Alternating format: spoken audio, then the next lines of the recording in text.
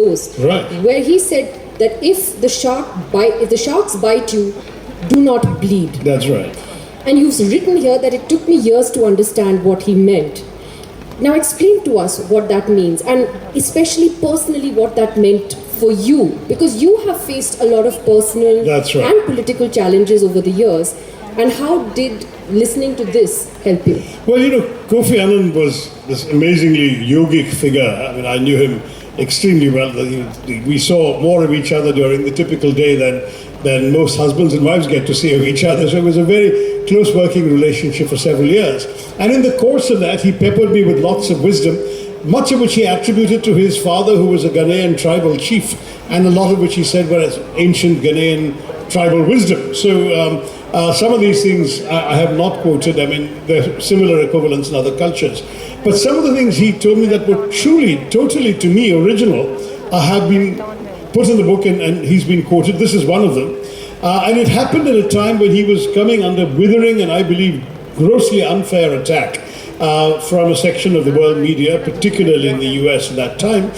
And he was, you could see he was in personal pain and distress, but he was very good at concealing that, or at not giving the impression of it just going on seemingly unflappable through his normal day.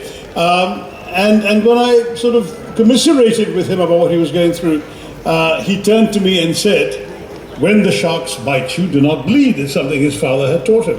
I said, "But Kofi, what do you mean by that? I mean, when the sharks bite you, of course you'll bleed. Isn't that what happens when sharks bite?" And he said, "One day, I'm afraid you will know personally what that means."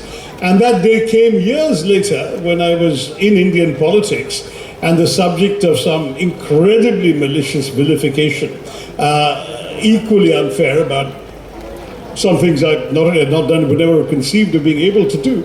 When suddenly this came back to me and hit me right between the eyes.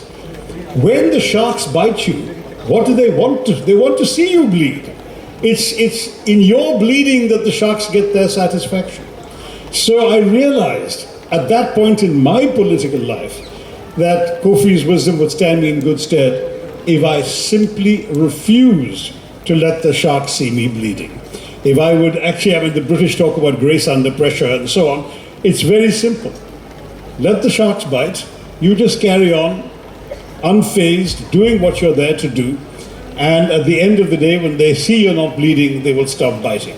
And that eventually is what happened. It's a tough thing to go through. I was going to say that's easier said than done.